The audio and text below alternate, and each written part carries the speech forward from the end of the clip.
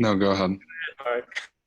No, okay, we're off on our timing this week. So I think like let's just jump into the work. So if Marin, you want to describe Field and how you got the project and um, tell us a little bit more about your overall approach.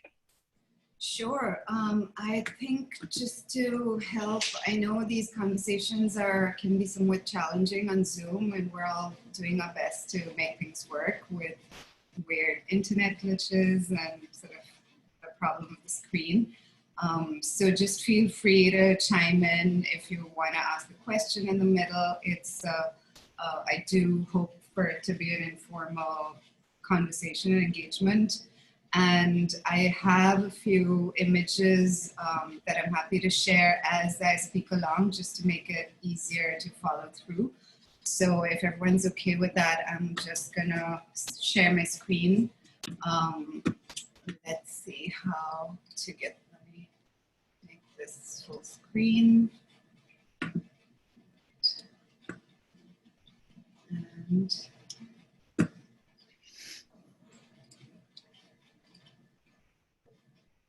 thing is,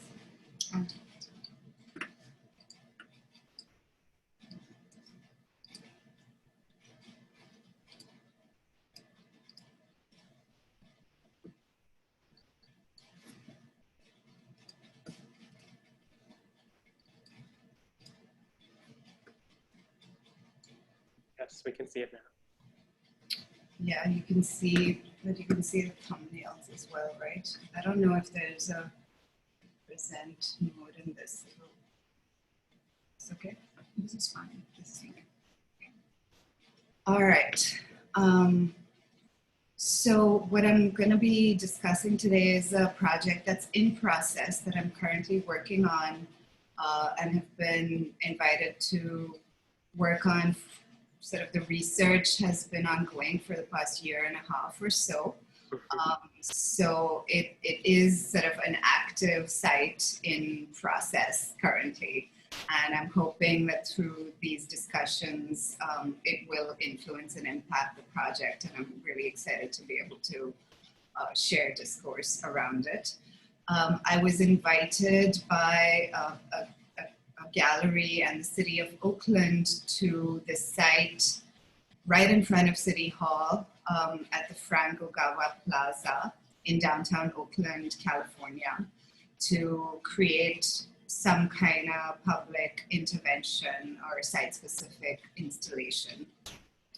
And the project, sort of the site that I selected within this larger framework is the manicured grass field that abuts City Hall. So there you see the top view of City Hall, and this is the entire plaza it's a 150,000 square foot plaza with a large grass field, manicured grass field that is in front of the plaza.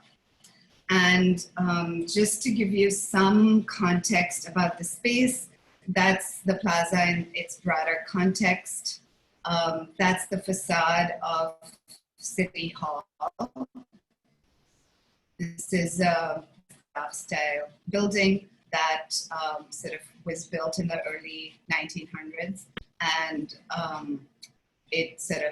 there was another City Hall previous that lay in the same location before this one was built. And it was the first civic skyscraper in the United States, in which sort of through a competition, the architects were rethinking spatial allocations of government operations and trying to bring diverse departments together to be able to work more collaboratively.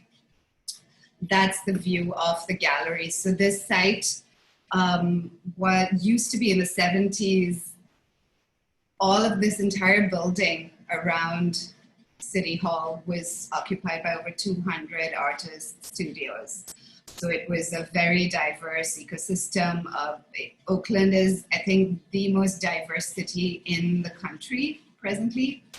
And of course, eventually, the plan was altered, the urban plan, and today it's the center of the downtown business district. So artist spaces were moved out, a lot of privatization happened, and we know these stories. This is also the site for a lot of grassroots and social justice movements, such as Occupy Oakland, the Women's March. Kamala Harris gave her presidential campaign speech here. So it's a really layered and rich historical, complicated historical space.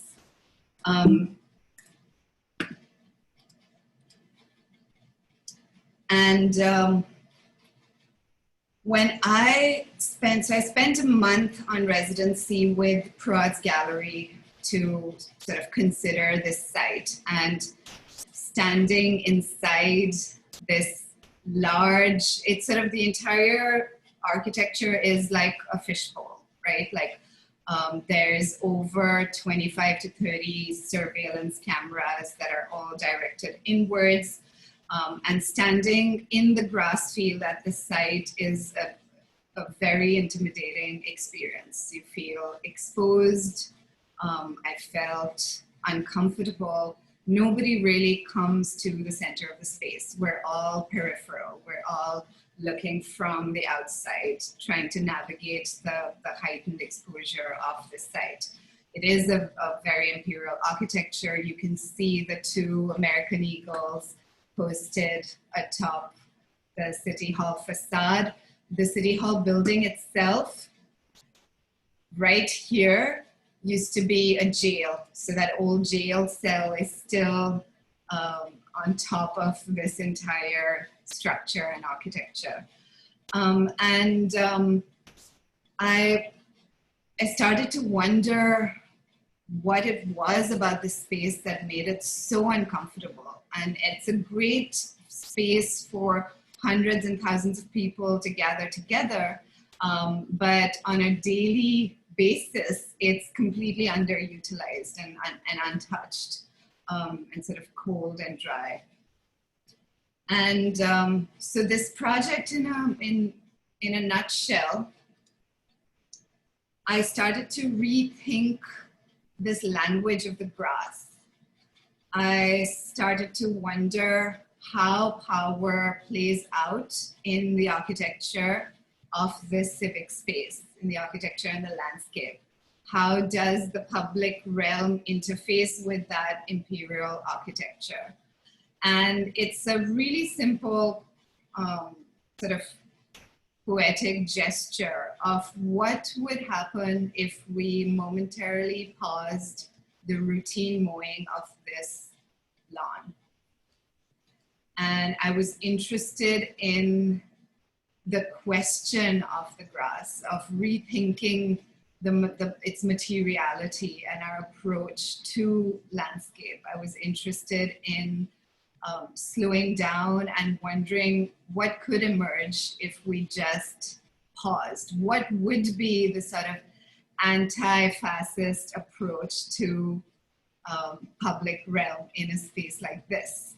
Would it become an intolerable space, unkempt, messy, uncomfortable, threatening? Would the birds and the bees and the flowers emerge? Would we see wilderness reclaiming urban space? And so this entire long durational project has basically been a process of reversal. And it's kind of ironic to see it or to think about this in the context of where we're at today, during this pandemic, where the entire world has to go on pause. And suddenly we've seen all the systems that are embedded within a certain moment having what it takes to slow them down, to relook them, to have those moments of introspection, which is, I think, one of the sort of difficult benefits of the moment that we're in right now, right? And so just for that one moment so it was a 3-month period of pausing the mowing of this lawn. but the kind of administrative and systems interrogations and alliances and networks and collaborations that I've had to create and navigate in order to slow down, in order to create that pause, has been really the interesting substance of this art project and this intervention. So I've been in, so I sort of jokingly sometimes call it art by email. It's taken over, I don't know, 600 or 700 emails and conversations and sort of committee meetings with the city, with the departments of parks and recreation, with all of these individuals and institutions that navigate that space, that are in charge of that space, in order to sort of create this slowing down, this revision, this rethinking. I've also been doing a lot of case studies. I spent last winter, I was able to convince my institution at Pratt, where I was doing another project, to work with the people who actually mow the lawns to understand the entire process and all the very complicated systems that go into this maintenance and care. The nurseries involved, how often the seeds are changed, what kind of species, etc. And I'm going to end here for now. I want to show you this one really weird video that is part of how I was inspired to think about the language of the American lawn and what that means within the context of this country. This ought to be pretty cool. Check this out. Is the volume okay for you?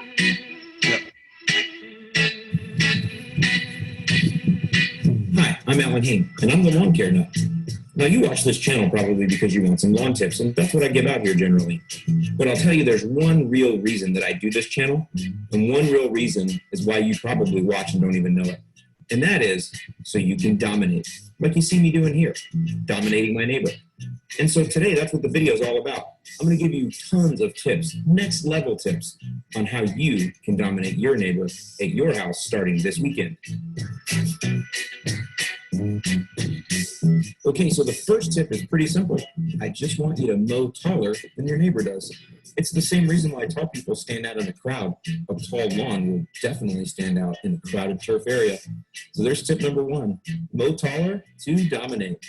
Is this a parody or no? Is this sincere? Hey, there's this entire genre, and if you start like looking into the YouTube world of lawn care, you're gonna find some really weird stuff out there. And a lot of it is this sort of suburban bro men dominating with these like large machines in the industry that surrounds lawn care, and the relationship between lawns and aesthetics and sense of control, social control and power.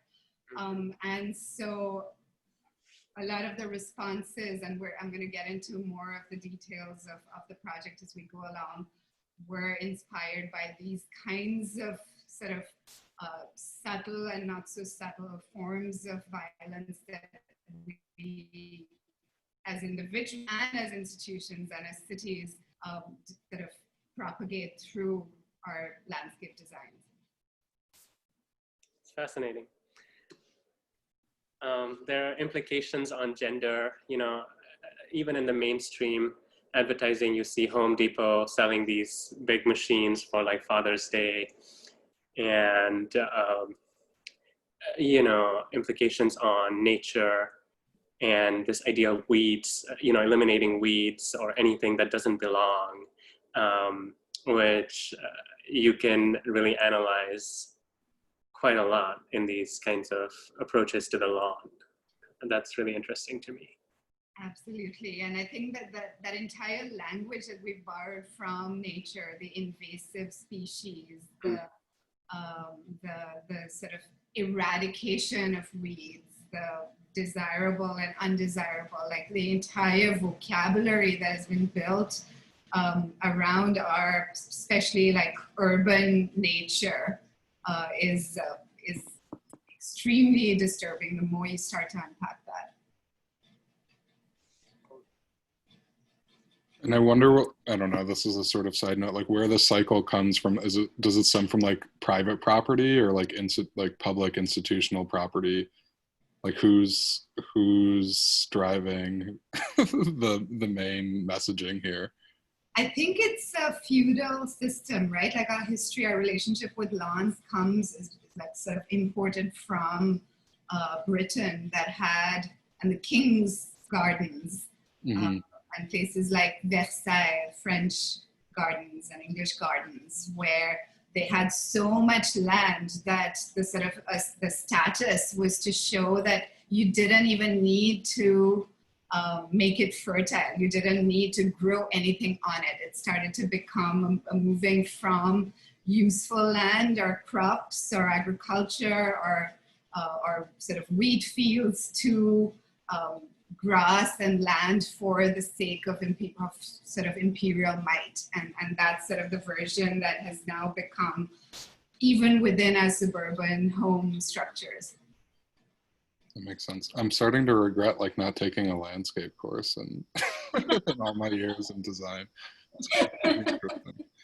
This idea of like the nature needs to be tamed, that we exist in opposition to nature, is something that's beginning to be questioned quite a bit. And I think your project does it in a very profound way and in a very central location. I want to ask you one quick question before we move to Priyanka's, the project that Priyanka is going to share. Are they going ahead with this project? Yeah, I mean, it's really interesting. And I have to admit that a big part of my sort of, I'm constantly even now questioning and re-questioning my own motives with public space design.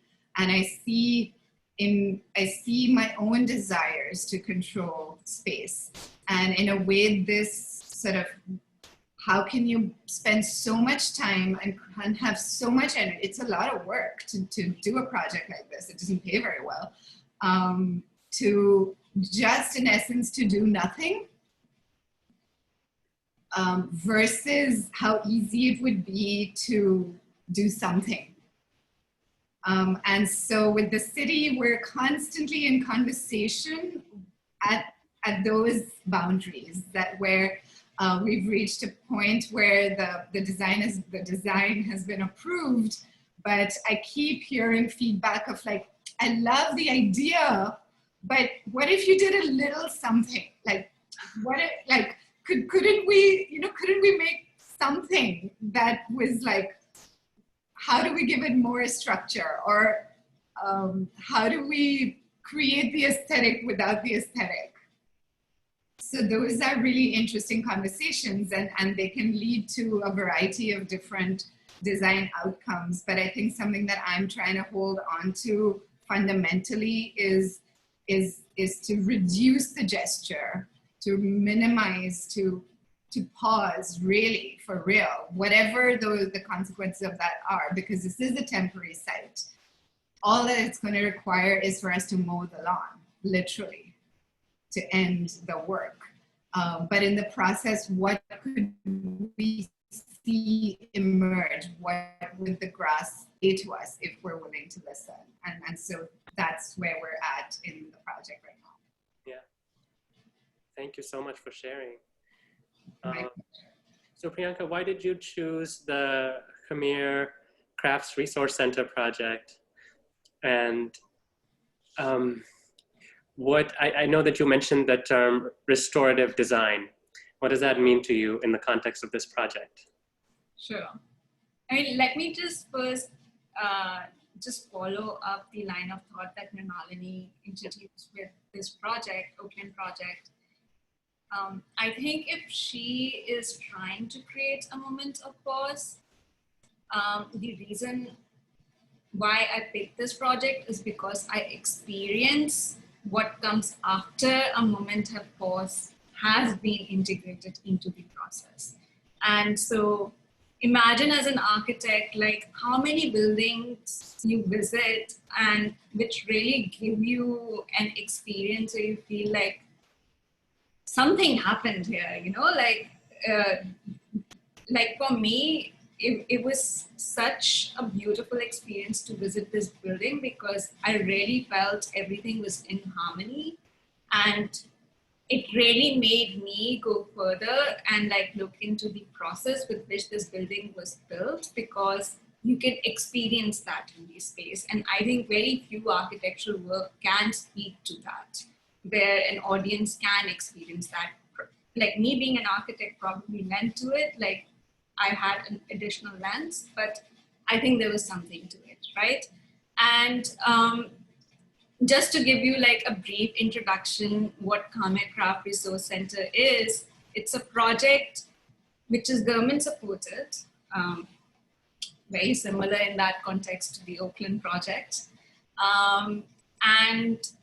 but is set in rural versus like an urban area, right? And it's a platform where like set in this like huge field, like these series of orthogonal like units have been clustered together almost like village units. Like it really takes on that typology. And it's a platform where education is provided in different crafts and techniques. There's training that is provided, there's demonstration that happens. There are people who are like already there working and live. And then there's also like a small shop facility where you can come and shop. So in that sense, like it really like emulates the whole like ecosystem of the village or centers in Kutch, where these things were already happening. And the reason why it came into being was because there was an earthquake that happened in 2001, which I'll talk to more of later on. And so the idea was, how do you pick this up? Like, how do you like, after all these villages have crumbled down, how do you bring it back to life? And it initiated from that point. And just to give you some idea about where this region is, a desert community, it's in Gujarat.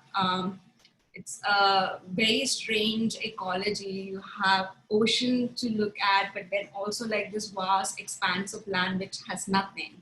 And there are a lot of tribal communities in these areas and lot of craft. I don't think anyone has even like untapped or uncovered or like even like recorded each and every craft that exists in this area. And this craft is not just about handicraft in the sense like textile and like what India is like usually popular for an international platform, but also construction techniques which are surprisingly resilient both to earthquakes, which this area like frequently is vulnerable to, and passive cooling in an area that faces extreme hot climate. And so, like I said, that this was picked by Hunashala Foundation. It's one of the many projects that they do with the community. And I think it really spoke to me, not just by the experience that I personally had in the project, but also by the process, which I later came to know of, because it's so similar to the work that we do at 3x3. It's like, how do you really shift the power from the architect to the mason workers and to the communities you're building for? So usually like we talk about this dynamic between community and the researcher or the designer or architect, right? It's like you have to like bring in the knowledge of the community into it. But in architecture, there's interestingly another third component, which is the mason workers. And especially in an area where there are so many techniques that have been working, is how do you bring in the creativity of those mason workers who have that technique? How do you bring in that without that power dynamic that exists between an architect who might have knowledge of modern techniques and it's coming and it's like everything needs to be on the plan, it needs to be this process, step 1, step 2, step 3, you know, and how do you give that process time? How do you break the power dynamic between the mason worker and architect, and how do you make it an incremental and iterative process? And for me, that really is what restorative design is all about, is in the process of building it back after a moment of crisis, how do you introduce that moment of pause? How do you make sure that it is the relationships with the different institutions and communities and sites that are being questioned? And so like there's a balance, right? So you're questioning it at the same time you integrating and like giving control of the narrative to the people who have the experience, who have the knowledge.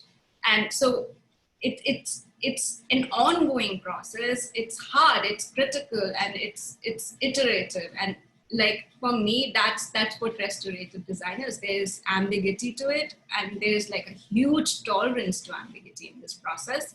And like it is like actually a critique to the dominant paradigm. Is like what is of value is processes and techniques that make it to mainstream. But I think what this project does is it questions that, and it's like, okay, there is space for things that do not make it to the mainstream, and there is a process that through which you can arrive there.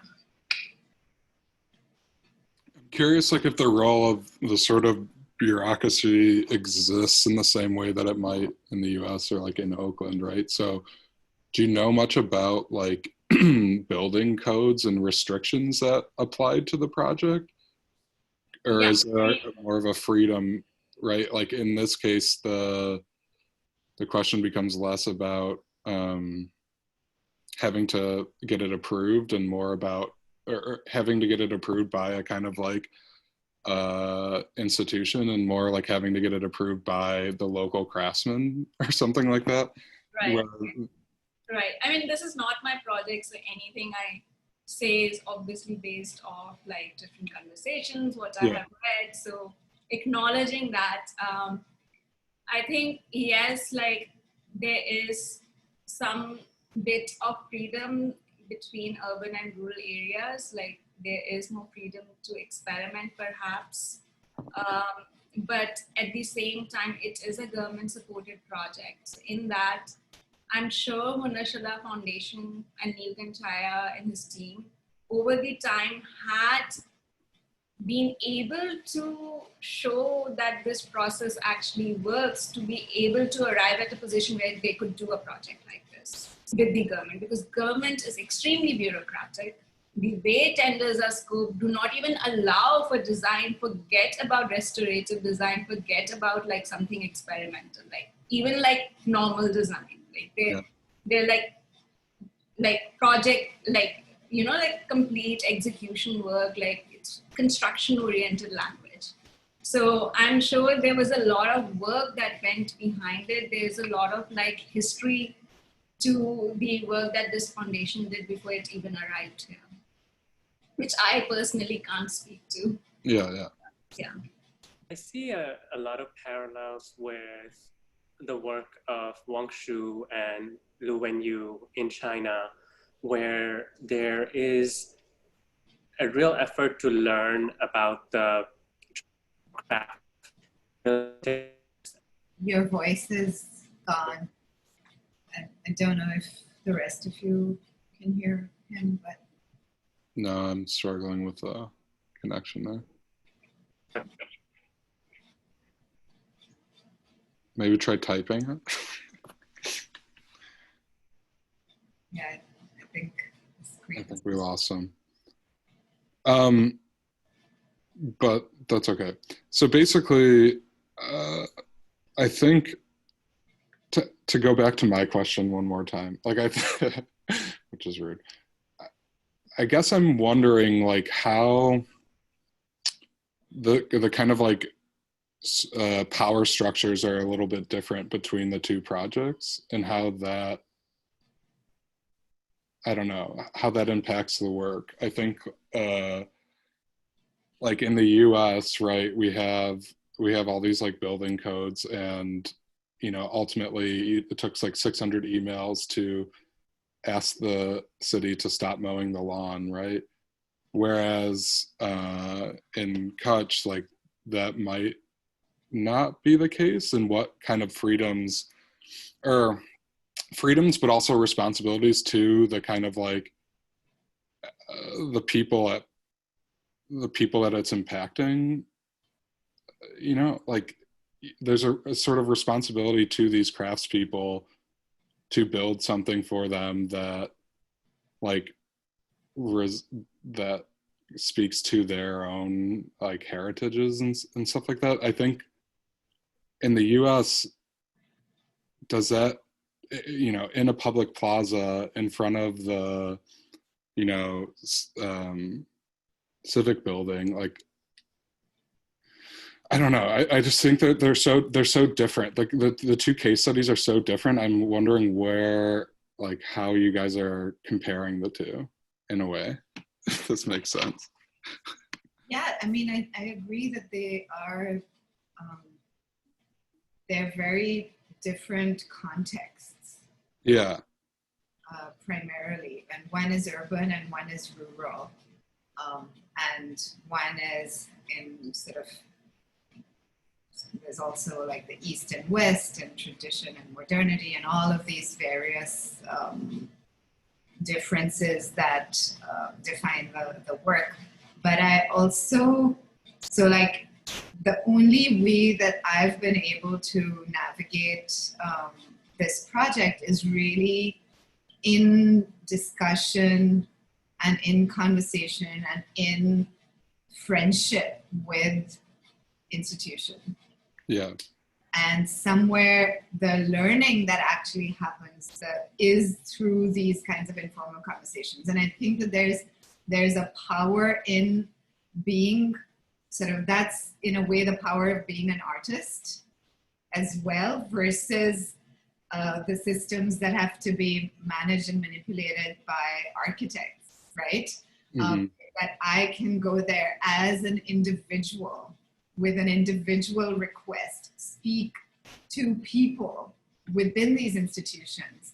And a lot of our conversations have been about broader ecology, problems with contemporary lawn care, the amount of water that it consumes, how much power it takes, what the workforce is like, and who are really the people who maintain the lawn.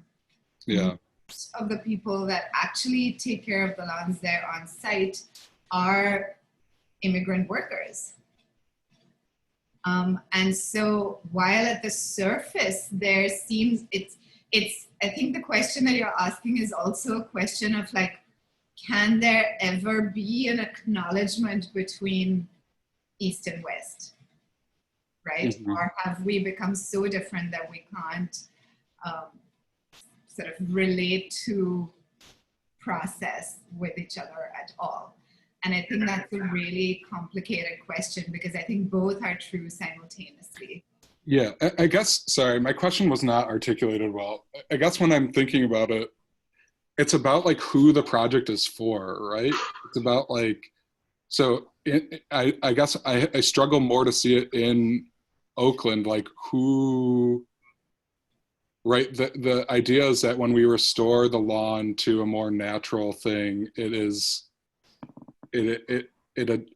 serves a different population, or a different, it like fills a different message or something like that. And I wonder, like, if we are so entrenched in, ourselves here in the United States that like it just like it's hard to reach that, like a different audience or something, or like a different population that might start using that lawn, right? I think because it is a city hall building, yeah. I think that in a broader spectrum, it does create case studies for design of civic spaces across the country, because there's a lot of repetitions between the city hall model replicating in a number of towns in this country. And additionally, the work that, and so these are spaces, these civic hall spaces are spaces that are not residential. Nobody lives there. Yeah. Right, so that's the first difference. These are spaces where people come to work. And so it empties out at night. These are also these kinds of public park spaces. There's a huge homeless population that utilizes those spaces that are sort of routinely pushed out. Yeah. I mean, in my time there, in the month that I spent there while I was researching the project, a lot of the conversations that I had that I intentionally kept extremely informal were again sort of utilizing my body as an individual through individual conversations with individual people. And I think that that's another freedom that art workers have in relation to this so-called public realm, right? Who is the public realm made of? It's made of individuals. And perhaps it's not always necessary to systematize and aggregate and quantify those approaches and those relationships. So in a sense, it is a way for my own body to be present to other bodies in that space. It's a space where there's school children who come hang out there and play there because their school doesn't have a park. There's a strange intersection of people that utilize that space. But it was really important to me and to my process not to start to quantify and survey that myself, to not become the camera at the top. So what does it mean when a project works softer, subtler, inside out, rather than institutionalizing the art making process itself? Yeah. I mean, Go on. Priyanka, go ahead first. Also, like, I feel like despite the contrast, there are some underlying themes which are very similar. I think what's being questioned in both these projects is you can be in two different parts of the world and in very different contexts. And while I might be showcasing a project that is successful, right? But there are unsuccessful examples. There is this act of disappearance that's happening across India in rural parts and urban parts where things are vanishing. And this is not happening. Like, this is just one of those few examples which happened, right? And so in that, like, what is being questioned in both the projects is, why are we so uncomfortable with something that is output agnostic? Like, we don't know what this will be at the end. Like, even in this project, it's not like they had all the plans to begin with. And the way Neelkanth Chhaya and Hunashala Foundation work is they really iteratively work with the mason workers. And when I say that they shift the control to them, a lot of details, a lot of design just changes on the side on an everyday basis. So you don't, like, as an architect, like, we ought to be like that central figure who has control of everything and all these layers, and like, that's what we like really value ourselves for. And can you imagine like losing that sense because you have to like really work hand in hand with the community? Yeah. So I think it has, like, I think both projects to me illustrate this idea of value, but also values of like, what is the meaning of all the work that we're doing and all the things that we're putting in space. I was saying before I got cut off, I'm sorry, about the project in India, is that it reminds me of the work of Wang Shu and Lu Wenyu, who are operating in China amidst a lot of ongoing urbanization and design, and a lot of it is very slick and is meant for investment. But what they're doing is going local and researching, similar to this project, local techniques and ways of building, but also updating it and making it more contemporary and refreshed. So in the Khamir project, we have a steel structure, but then the walls themselves are built using a very traditional method, using like wooden, like knotted wood in the center and then mud that's added to them. So that it's interesting to have that balance between the structure that's provided by the architect, but then having that, as you put it, ambiguity and tolerance being a very technical term in architecture too, that how far are we okay with things moving and shifting, to me is really interesting. And I'll say about the field project and about the United States context is that, you know, it reminds me of this book by Patricia Fernandez Kelly, The Hero's Fight, in which she looks at institutions that we assume are doing good, are helping people, but in reality may actually not be helping some people and may actually be hurting them. And it's very hard for us to question because we just assume that they're doing the right thing.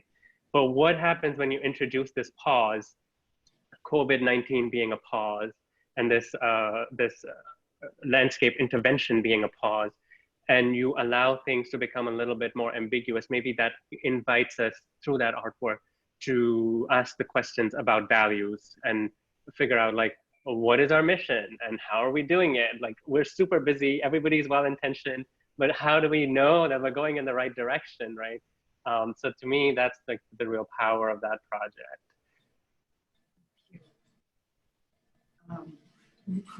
What was the book called again? I'm definitely gonna look it up. The Heroes? The Hero's Fight. Fight. Yeah. There's this other incredible book that I really recommend. It's called Seeing Like a State, by James something. And it's basically a history of failed urban projects. And in the first chapter, James Scott is the author. Brilliant book, and has really helped me create frameworks and gain strength as I was developing this work. And he talks about the sort of the history of contemporary forestry systems and how the forest has been repossessed, right? And the forest is now built as a grid. The homogenization of the trees happened in the early 19th century, and it was sort of a German forestry technique that has now been borrowed and institutionalized worldwide. But it took them 2 centuries, because that's the lifespan of a tree, to actually understand that it was not successful. So when we're talking about the problems that we face today in terms of climate change and climate crisis, and sort of monoculture being one of them, of planting fields and fields of the same species repeatedly over acres in order to be able to collect timber and make the forest efficient to get produce, to get stuff. This is capitalism, right? Like, this is the context that we're all discussing and rethinking today. It's been acknowledged to be a failure, but it took us that much. Like, our lifespans are in a very different relationships than the lifespan of a forest. So to even see the results of what we do takes time. And within those 200 years, we did it all over the world now.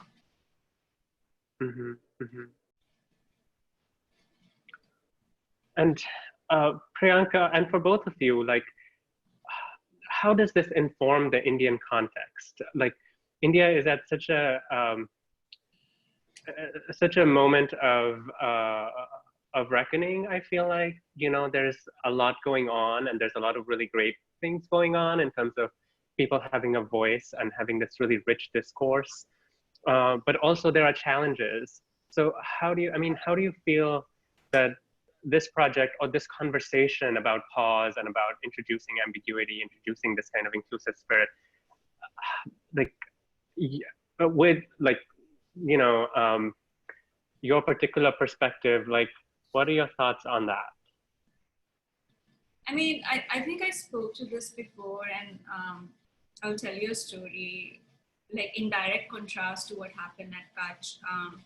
I've been going to this like small hill station in the Himalayan region of India, and it has beautiful architecture that is made of wood and stone, and like it's done so well that you don't even need nails. But of course, like it needs a step further for it to make it to this century, I guess. And like I've seen it slowly disappearing or vanishing from the landscape altogether in just a span of 4 to 5 years, and being replaced by very low quality concrete construction and brick and concrete construction.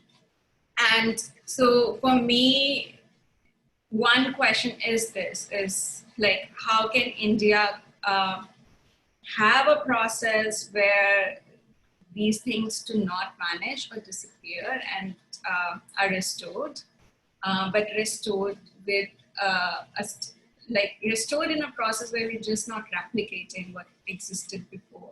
And similar to Khamir Crafts Resource Centre, there is research and development that's part of it. There is this dialogue and constant collaborative work with the community as well as the mason workers who might be involved. But the second question that comes to my mind, and is something that India also need to look at, is this constant tension between urban and rural development. So there is this like very strong, again, a dominant paradigm is 50% of the population will be urban by 2050. Like, how many times have you listened to that sentence? And what's often lost in that is 50% will still be rural. So like, where are the dialogues around that rural development? And like, why aren't we talking about that? Why are we so focused on just urban? Then like 50% of the world population is still gonna be rural. Like, is that the only way to go? Like should we just be progressing that path? Like, okay, that's the way everyone should move ahead, is like be urban. And this is the way to go. And these are the dialogues that become part of it. Like, I think the critique to that is like India needs to, and especially with COVID, and like you suddenly see every migrant worker who is working in the metropolitan city make their way back to the village. And these villages which were slowly like just collapsing because just old people were living there or young children were living there. All the people who can work were in the city. So like when that shifts with a moment of crisis, like does it give us a time to reflect on where are we going? Like, should we just be focused on that, or are there other things that we should also focus on? Mm-hmm. Yeah. And what do you think is like generally the sentiment of people that are in rural areas? Do they like, do they want to be in the city? Do they want to be using, or like, is there a kind of like negative view of their own handicrafts or construction techniques? Or is it like a push towards like concrete construction just because it's cheaper and quicker, or because it's better? We were talking about this last evening, and I think I will let men also speak to it. I think the question here is what becomes, again, there are a lot of layers to it, right? Like, one is the colonial history and the shift in perceptions of what is of value. Yeah. Right? And like, so your sense of aesthetic is informed by what is popular on an international domain, and you start to lose a sense of what is of value of the region. And there is tension between that, right? And that tension is directly linked to the economies that play out in the rural area. Because these crafts, somewhere like the dominant narrative in India is for them to survive and thrive, and a designer has to come in and it has to elevate it. Like it's spoken of like that, like it has to elevate it to an international taste. So like minimalism, color should just be accent, like, you know, like all those like line of thoughts. And in that process, while like something positive happens, something negative also happens. Like you lose it, right? Sometimes. And so one question is that. The second is that how does it affect economies? And like, that is, I think, where the rural population itself start questioning is like, I'm gonna leave my 3-acre of farm where I'm like, was almost self-sustainable to live in this like crowded, like one, like small, like kind of a hostel room with like 3 people in it. You know, like quality of life wise, there is no comparison. Like they would prefer to be back home. But economy and the way the dominant, like what is of value is like that narrative is told, it constantly pushes them out of rural areas to the urban metropolitan cities. I also think that there's a couple of points that I'd like to add here. So for me, working on this project in Oakland was really interesting and insightful experience, especially because I'm not from here. I'm not from this country. I was living in Oakland for several years. But the histories of the United States and of India are also inherently very, very different. And the more I was looking at the history of Oakland, I started to see it as this history of erasure, absolute and complete erasure, where the founding of the city was basically through squatting. And the founders, his name is Horace Carpenter. They basically squatted on these forested lands and resold them as a scam to a scale at which there was no going back. This was during the period of the gold rush. Completely annihilating the land and, of course, the indigenous peoples that live there. And the traces of those, so even on the site at the plaza, you can see the one diagonal street across all the perpendicular streets. And that one diagonal street is called the San Paulo Avenue. It's the only remaining trail that was a diagonal local indigenous trail that was kept as the diagonal when the grid was installed, was layered over it. I think that what's interesting to me, what used to be, I mean, these days the world has become a far darker place, but what used to be inspiring and interesting about India was the ways in which cultures percolated and infused and shifted and embraced, and there was violence. I'm not at all calling it a non-violent exchange. There was conquests, there was feudal states, there were kingdoms, there was, but it was not a clear erasure. It was a layering. It was a complexifying of systems, and these two differences have, I think, produced completely different systems. And I think that sometimes when we start to see culture as this one singular static thing, the way we often consider it here, it becomes really problematic to me. I grew up in Paris. When I was 2, my parents moved there. We lived there for about 5 or 6 years, and we moved back to Delhi. And then I've lived in many countries and in many places. And I think that to me, those emergences, those nuances, those intersections between not just disciplines, but also cultures, and the way that we can play with each other, affect and impact and alter and see and question and converse. That's where the interesting thing lies. It's, I think that in a lot of my projects, I am interested in challenging my audience. I'm not necessarily interested in status quo. I think rural India is extremely problematic. We still have a functional caste system. There are no rights for women. There's so many problems that are inherent to those spaces. And there's this romanticization of rural areas as a sort of reversal. Let's go backwards, that there was some kind of glory in history. I don't necessarily think that's true.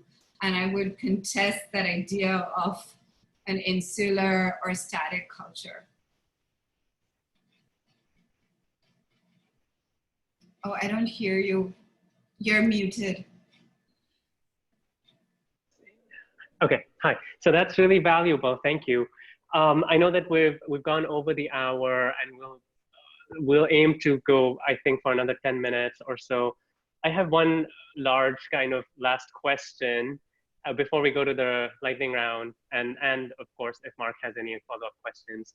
And that is, you know, as we think about these this cultural intersections and learning from different cultures, and we think about the American architectural schools being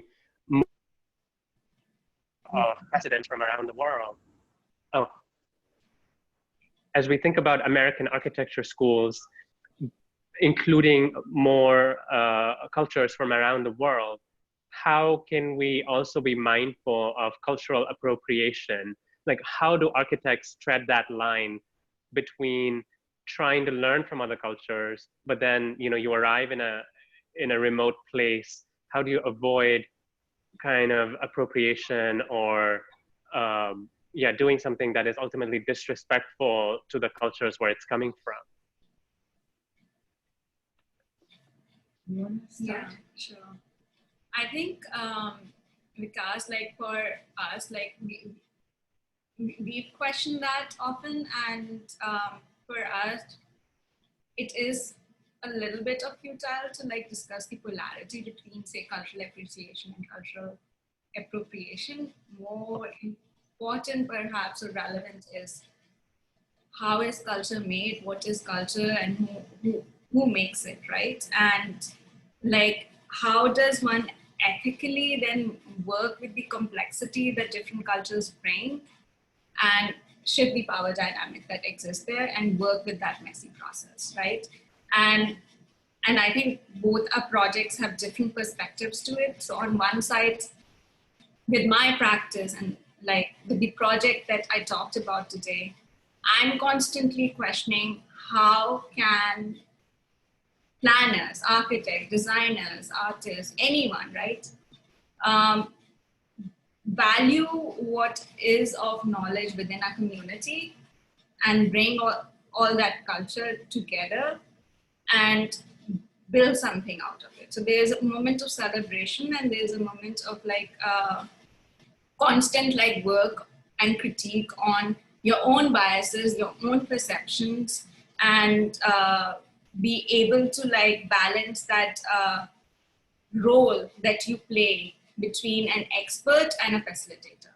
So when do I become an expert and when do I become a facilitator in order for that messy process to happen, right? But on the other hand, I'll let like Mrin speak to the other side of the coin. Yeah, that was nicely said. I think that the relevance of bias is extremely important, and there are ways in which we train ourselves as educators, as artists, as designers, to really introspect and reconsider our own biases as we navigate other spaces. And I was talking about the way in which the site, our sites, like if we think of the world or our planet or our bodies as these sites of flux, not static sites. They're ever changing, they're ever shifting. They're uncomfortable. Life is messy. things fall apart, things break down. How can we firstly slow down, look, think, converse, exchange, reconsider bias, and at the same time be able to question each other as well.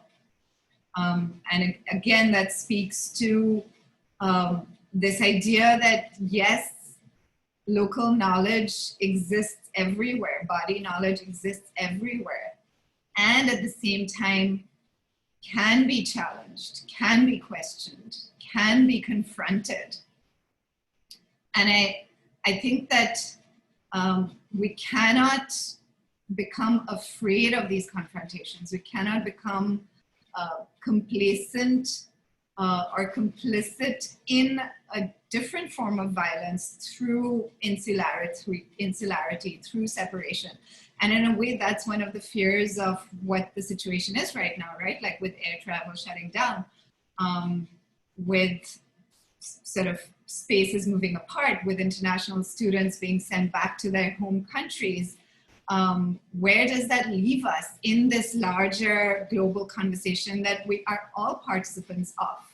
So how do we balance our own personal biases, our own desires, our own fascist desires for control and power, with our ability to probe each other in sometimes a messy, difficult, uncomfortable way, in order to rethink where each of us is sitting?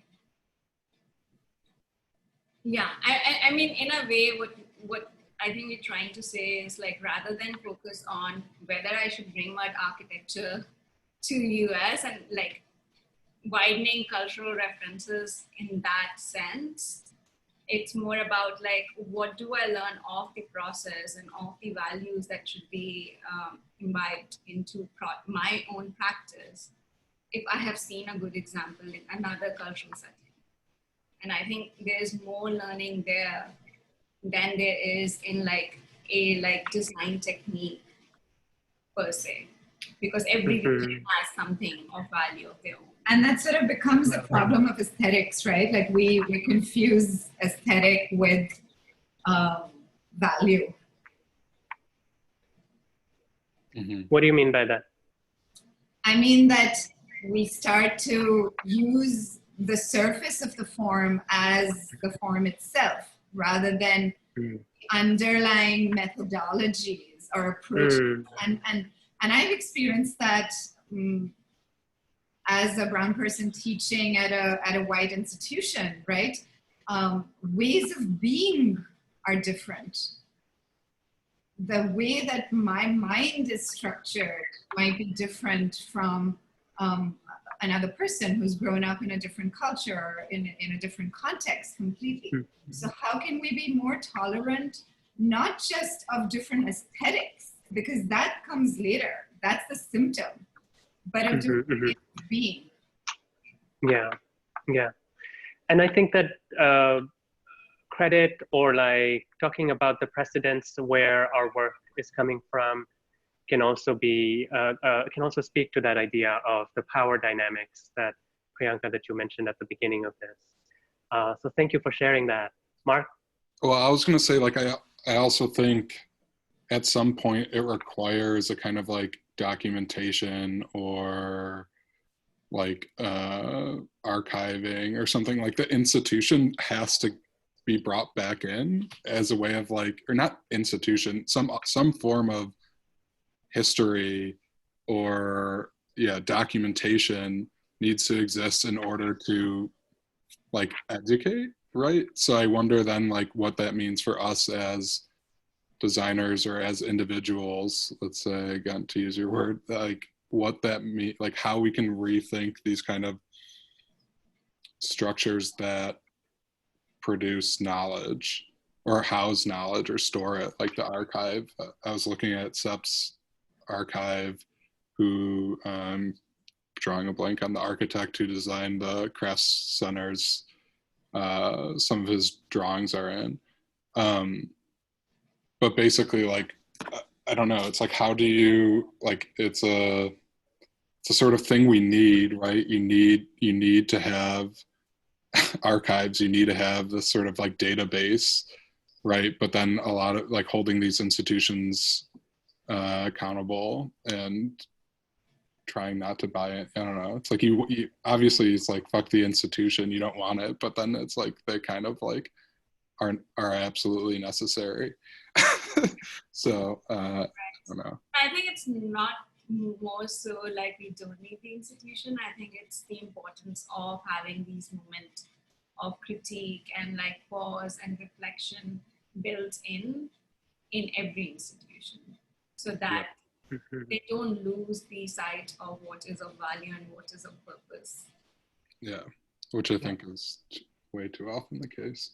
I think like one of the phrases that I would use for that, or I have been thinking of in terms of pedagogy, is an expanded pedagogy. And that how can we, so firstly, how can I as an educator or as someone who is involved with systems and institutions in a variety of ways, be simultaneously within and without the institution? And similarly, how can my pedagogy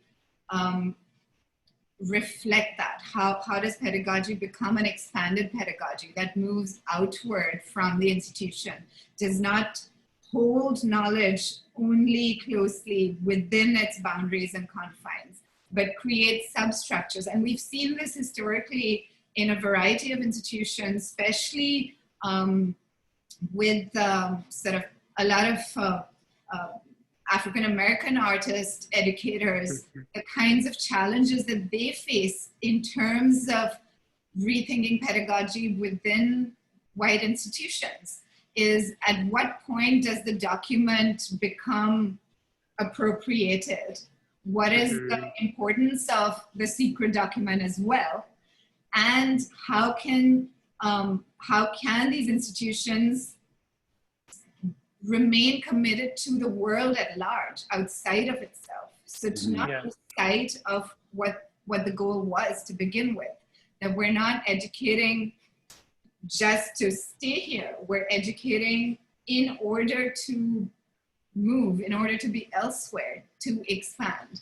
And I think that phrase of an expanded pedagogy is something that we need to be thinking about and reflecting on, and sort of creating the subversive spaces within our structures, so that there are ways out, there are sort of multiple pathways, and there are different ways of being possible.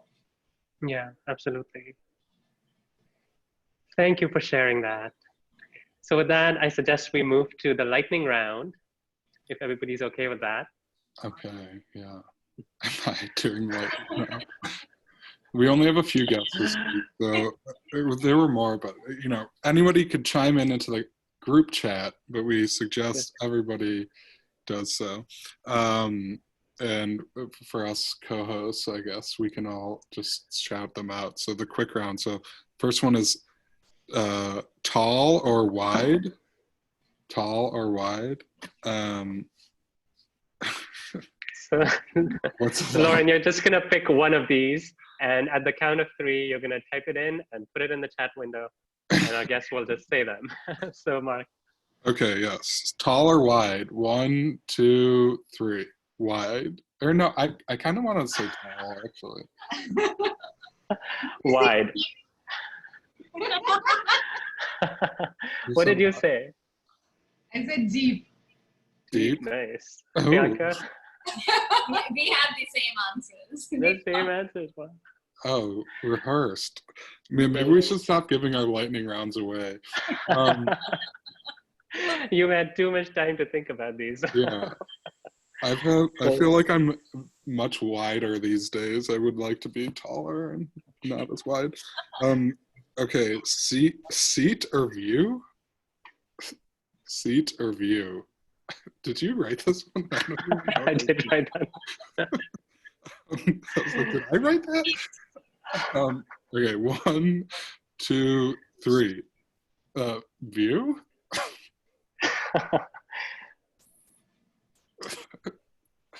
What does this mean? Sweet. I think to me, I interpreted that as like to experience versus to observe. That was my. Interesting. Yeah. Yeah. Sorry, this one was a bit confusing. It was standing or sitting or something, and then I changed it to like seat or view. Maybe it's like in an architectural space. Like, would you rather be like engaging in it as a frame towards something else, or like being more introverted, like sitting down or something? Got it. Yeah. Okay. Next. Physical or digital? Physical or digital? I think, okay, 1, 2, 3, physical. Physical. Physical. Oh, digital. Dana said digital. At this point, I'm digitized out. Okay, next one is exposed or sheltered. Exposed or sheltered. 1, 2, 3. I would say exposed. Sheltered. I think this is a coronavirus or like quarantine related. I just have been sheltering in place for Sheltering but exposed. Yeah. Yes. People or plants? People or plants? 1, 2, 3. Plants. People.